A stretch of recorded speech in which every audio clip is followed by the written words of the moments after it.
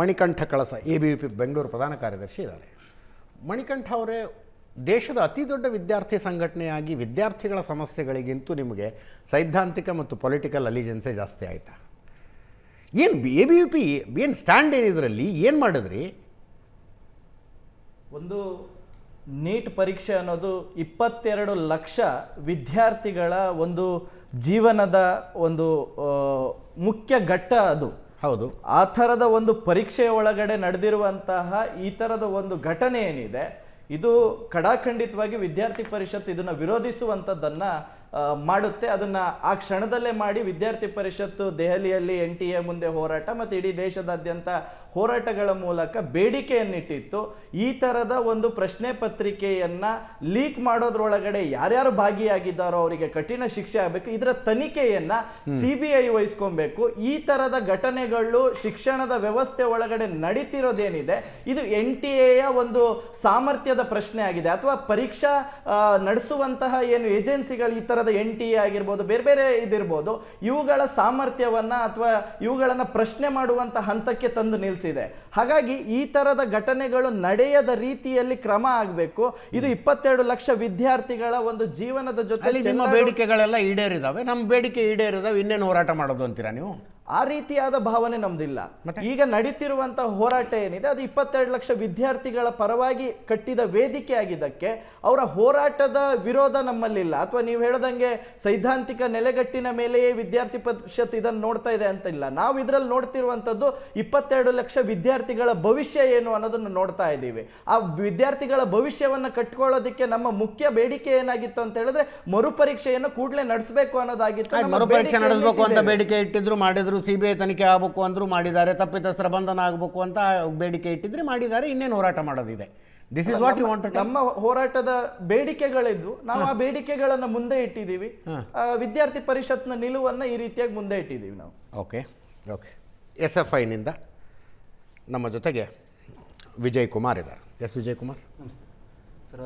ಈಗ ABVP ಅವರು ಇಲ್ಲಿ ಇರುವಂಥವ್ರು ಹೇಳ್ತಾ ಇದ್ರು, ಅವರ ಬೇಡಿಕೆಗಳು ಇವಾಗ ಈಡೇರಿದಾವೆ, ಅದಕ್ಕೋಸ್ಕರ ನಾವು ಪ್ರತಿಭಟನೆ ಮಾಡ್ತಾ ಇಲ್ಲ ಅನ್ನುವಂಥದ್ದನ್ನ. ಅಲ್ಲ, ಅದನ್ನ ಅವ್ರ ಬಾಯಿಂದ ಹೇಳಿಸೋ ಪ್ರಯತ್ನ ಮಾಡಿದೆ, ಅವರೇನು ಹೇಳಿಲ್ಲ, ಪ್ರಯತ್ನ ಮಾಡಿದೆ. ಈಗ SFI ವಿದ್ಯಾರ್ಥಿ ಸಂಘಟನೆ ನಮ್ಮ ಡಿಮ್ಯಾಂಡ್ ಏನಿದೆ, ಆ ಡಿಮ್ಯಾಂಡ್ಗಳು ಇನ್ನೂ ಬಗೆಹರಿದಿಲ್ಲ.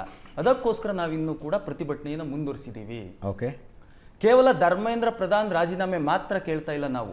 ಓಕೆ, ಅದು ಒಂದು ಅಂಶ. ಧರ್ಮೇಂದ್ರ ಪ್ರಧಾನ್ ಅವರು ರಾಜೀನಾಮೆ ಕೊಡಬೇಕು. ಕಳೆದ 7 ವರ್ಷಗಳಲ್ಲಿ NTA ಸ್ಥಾಪನೆ ಆದಮೇಲೆ 89 ಪ್ರಶ್ನೆ ಪತ್ರಿಕೆಗಳು ಸೋರಿಕೆಯಾಗಿದೆ, 48 ಮರುಪರೀಕ್ಷೆಗಳು ನಡೆದಿದ್ದಾವೆ. ಆದ್ರಿಂದ ಈ NTA ಏನಿದೆ, ಇದು ಪರೀಕ್ಷೆ ನಡೆಸೋದಕ್ಕೆ ಅಸಮರ್ಥ ಸಂಸ್ಥೆ. ಇಲ್ಲಿರುವಂಥವ್ರು ಕೆಲವೊಬ್ರು ಔಟ್ಸೋರ್ಸಸ್ ಇದ್ದಾರೆ, ಎಂಪ್ಲಾಯೀಸ್ಗಳು. ಅಕೌಂಟಬಿಲಿಟಿ ಇಲ್ಲ. ಮತ್ತೆ ಇದೊಂದು ಏಜೆನ್ಸಿ, ಸರ್ಕಾರದ ಭಾಗ ಅಲ್ಲ ಅದು. ಆದ್ರೂ ಕೂಡ ಅದು ಅಟಾನಮಸ್ ಬಾಡಿ.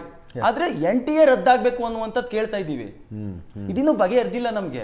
ಇದು NTA ರದ್ದಾಗಬೇಕು. ಜೊತೆಗೆ ಏನು 21 ಕುಟುಂಬದ ವಿದ್ಯಾರ್ಥಿಗಳು ಸಾವನ್ನಪ್ಪಿದಾರಲ್ಲ, ಅವ್ರಿಗೆ ನ್ಯಾಯವನ್ನು ಕೊಡಬೇಕಂದ್ರೆ ಅಟ್ಲೀಸ್ಟ್ ಅವ್ರ ಕುಟುಂಬಕ್ಕೆ ಸಾಂತ್ವನ ಪರಿಹಾರವನ್ನು ಘೋಷಣೆ ಮಾಡಬೇಕು ಅನ್ನುವಂಥದ್ದು ಕೂಡ ನಮ್ಮ ಡಿಮ್ಯಾಂಡ್ ಇದೆ. ಇದ್ರ ಬಗ್ಗೆನೂ ಕೂಡ ಎಲ್ಲೂ ಕೂಡ ಚರ್ಚೆಗಳಾಗ್ತಾ ಇಲ್ಲ ಅನ್ನುವಂಥದ್ದು. ಜೊತೆಗೆ ನೀಟ್ ಪರೀಕ್ಷೆ, ನೀಟ್ ಬೇಡವೇ ಬೇಡ ಅನ್ನುವಂಥದ್ದು ಕೂಡ ಘಂಟಾಘೋಷವಾಗಿ ಇವತ್ತು SFI ಹೇಳ್ತಾ ಇದ್ದೀವಿ. ಮೊದಲು ಇದ್ದೀರಿ ಆಯಾ ರಾಜ್ಯಗಳು ಹಂಗೆ ಮಾಡ್ಕೋತೇವೆ, ಹಾಗೆ ಮಾಡ್ಲಿ ಎನ್ನುವಂಥದ್ದು. ತಮಿಳುನಾಡು ವಿರೋಧ ಮಾಡ್ತಾ ಇದೆ, ಕೇರಳ ವಿರೋಧ ಮಾಡ್ತಾ ಇದೆ, ಹಲವಾರು ರಾಜ್ಯಗಳು ಇವತ್ತು ನೀಟ್ ಪರೀಕ್ಷೆಯನ್ನು ವಿರೋಧ ಮಾಡ್ತಿದ್ದಾವೆ. ಆದ್ರಿಂದ ನಮಗೆ ನೀಟ್ ಬೇಡ ಅನ್ನುವಂಥದ್ದನ್ನು ಕೂಡ ಇವತ್ತು ನಾವು ಘಂಟಾಘೋಷವಾಗಿ ಹೇಳ್ತಾ ಇದ್ದೀವಿ. ಜೊತೆಗೆ ಏನು ಇವತ್ತು ಹಗರಣ ಆಗಿದೆ ನೀಟ್ ಪರೀಕ್ಷೆದು, ಇದನ್ನ ನಮಗೆ ಇವಾಗ ನ್ಯಾಯಾಂಗ ತನಿಖೆಗೆ ಒಳಪಡಿಸಬೇಕು ಅನ್ನುವಂಥದ್ದು ಕೇಳ್ತಾ ಇದ್ದೀವಿ. ಏನಕ್ಕೆ ಅಂತಂದ್ರೆ CBI ಕೊಟ್ಟಿರ್ಬೋದು, ಆದರೆ ಈ ನ್ಯಾಯಾಂಗ ತನಿಖೆಯಲ್ಲಿ NTA ಸಂಸ್ಥೆ ಸ್ಥಾಪನೆ ಆದಮೇಲೆ ಇಲ್ಲಿಯ ತನಕ ಎಷ್ಟು ಪ್ರಶ್ನೆ ಪತ್ರಿಕೆಗಳು ಸೋರಿಕೆಯಾಗಿದ್ದಾವೆ, ಅದಕ್ಕೆ ಕಾರಣಗಳೇನು, NTA ಸಂಸ್ಥೆ ಇವತ್ತು ಪರೀಕ್ಷೆ ನಡೆಸೋದಕ್ಕೆ ಸಾಮರ್ಥ್ಯವನ್ನು ಹೊಂದಿದ್ಯಾ, 2026ರಲ್ಲಿ ಪರೀಕ್ಷೆಯನ್ನು ಇವತ್ತು ಪೇಪರ್ ಲೀಕ್ ಆಗಿದೆಯಲ್ಲ, ಇದಕ್ಕೆ ಕಾರಣ ಏನು? ಮತ್ತೆ ಈಗ ಹೊಸದಾಗಿ ನಾವು ಅಡಾಪ್ಟ್ ಮಾಡ್ಕೊಂಡಿದ್ದೀವಿ, ಕಳೆದ 2-3 ದಿನಗಳಿಂದ ಹಿಂಸಾಚಾರಕ್ಕೆ ಏನು ಪ್ರತಿಭಟನೆ ಹೋಗಿದೆ, ಇದ್ರ ಹಿಂದೆ ಇರುವಂಥವ್ರು ಯಾರು ಅನ್ನುವಂಥದ್ದನ್ನು ಕೂಡ ನಾವಿವತ್ತು ತನಿಖೆ ಆಗಬೇಕು ಅನ್ನುವಂಥದ್ದನ್ನು ಕೂಡ ನಾವಿವತ್ತು ಡಿಮ್ಯಾಂಡನ್ನು ಇಡ್ತಾ ಇದ್ದೀವಿ. ಏನಕ್ಕೆ ಅಂದರೆ ಶಾಂತಿಯುತವಾಗಿ ಕಳೆದ 19 ದಿನಗಳಿಂದನೂ ಕೂಡ ವಾಂಗ್ಚುಂಗ್ ಅವರು ಶಾಂತಿಯುತವಾಗಿ ಪ್ರತಿಭಟನೆಯನ್ನು ನಡೆಸ್ತಾ ಇದ್ರು. ಈ ಪ್ರತಿಭಟನೆ ಆದಮೇಲೆ ಅವರನ್ನ ಬಂಧನ ಆಸ್ಪತ್ರೆಗೆ ಸೇರಿಸ್ತೀವಿ ಎನ್ನುವಂಥದ್ದನ್ನು ಕರ್ಕೊಂಡು ಹೋದ್ಮೇಲೆ 20ನೇ ತಾರೀಕು ಪಾರ್ಲಿಮೆಂಟ್ ಚಲೋ ಮಾಡ್ತೀವಿ ಎನ್ನುವಂಥದ್ದನ್ನು ಕೂಡ ಮೊದಲೇ ಅನೌನ್ಸ್ ಮಾಡಿದ್ವಿ. ಅನೌನ್ಸ್ ಮಾಡಿದ್ಮೇಲೂ ಕೂಡ ಇವತ್ತು ಕೇಂದ್ರ ಸರ್ಕಾರ, ನಾನು ಮೋದಿ ಅಂತ ಹೇಳ್ತಾ ಇಲ್ಲ, ಯಾರು ಕೇಂದ್ರ ಸರ್ಕಾರ ಅಂತ ಕೇಳ್ತಾ ಇರೋದು, ಯಾರು ಅಧಿಕಾರದಲ್ಲಿದ್ದಾರೋ ಅವರು ಇವತ್ತು ವಿದ್ಯಾರ್ಥಿಗಳನ್ನ ಕೇಳಬೇಕಿತ್ತು. ಒಂದು ದಿನ ಮೊದಲೇ ನಿಮ್ಮ ಸಮಸ್ಯೆ ಏನು ನಾವು ಮಾತಾಡ್ತೀವಿ, ನೀವು ಪಾರ್ಲಿಮೆಂಟ್ ಚಲೋ ಮಾಡಬೇಡಿ. ಈಗ ಅವರು ನಮ್ಮ ಜಾಗಕ್ಕೆ ಬಂದಿಲ್ಲ, ಈಗ ನಾವು ನಿಮ್ಮ ಜಾಗಕ್ಕೆ ಬರ್ತಾ ಇದ್ದೀವಿ, ಮಾತನಾಡೋಕೆ ಅವಕಾಶ ಕೊಡಿ. ಅವಕಾಶ ಕೊಟ್ಟಿಲ್ಲ.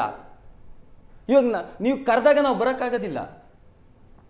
ನಿಮ್ಗೆ ಯಾವಾಗೋ ಕರಿಬೇಕು, ಏನೋ ಮಾತಾಡಬೇಕು ಅನ್ಸುತ್ತೆ. ಇಷ್ಟು ದಿನ ನಾವು ತಿಂಗಳಾನ್ಗಟ್ಲೆ ಹೋರಾಟ ಮಾಡ್ಕೊ ಬಂದಿದ್ದೀವಿ, ರಸ್ತೆಯಲ್ಲಿ ಕೂತಿದ್ದೀವಿ, ಮಳೆ ಚಳಿ ಎಲ್ಲವನ್ನು ಬಿಟ್ಟು ಕೂತಿದ್ದೀವಿ. ಅವತ್ತು ನಮ್ಮನ್ನು ನೆನಪಾಗಲಿಲ್ಲ. ಇವತ್ತು ಏಕಾಏಕಿ ಇವತ್ತು ಈ ಹಿಂಸಾತ್ಮಕವಾಗಿ ಏನು ಪ್ರತಿಭಟನೆ ಹೋಗ್ತಾ ಇದೆ ಇದನ್ನ ಕಂಟ್ರೋಲ್ ಮಾಡೋದಿಕ್ಕೆ ಇವತ್ತು ಈ ಹೋರಾಟವನ್ನು ಹತ್ತಿಕ್ಕೋದಿಕ್ಕೆ ಇವತ್ತು ಸರ್ಕಾರಗಳು ಏನೇನು ಮಾಡಬೇಕು, ವಿದ್ಯಾರ್ಥಿಗಳ ಮೇಲೆ ಬೇರೆ ಬೇರೆ ಅಣೆಪಟ್ಟಿ ಕಟ್ಟೋದಿಕ್ಕೆ ಏನೇನು ಮಾಡಬೇಕು ಎಲ್ಲವನ್ನು ವ್ಯವಸ್ಥಿತವಾಗಿ ಕೇಂದ್ರ ಸರ್ಕಾರ ಮಾಡ್ಕೊಳ್ತಾ ಬರ್ತಾ ಇದೆ ಅನ್ನುವಂಥದ್ದನ್ನು ಕೂಡ ನೇರವಾಗಿ ಇವತ್ತು ಆರೋಪವನ್ನ ಮಾಡ್ತಾ ಇದ್ದೀವಿ. ನಾವು ಡಿಮ್ಯಾಂಡ್ ಬಗೆಹರಿಯ ತನಕ ಹೋರಾಟ ನಿಲ್ಲದಿಲ್ಲ ಅನ್ನುವಂಥದ್ದನ್ನು ಕೂಡ ಸ್ಪಷ್ಟಪಡಿಸ್ತಾ ಇದ್ದೀವಿ.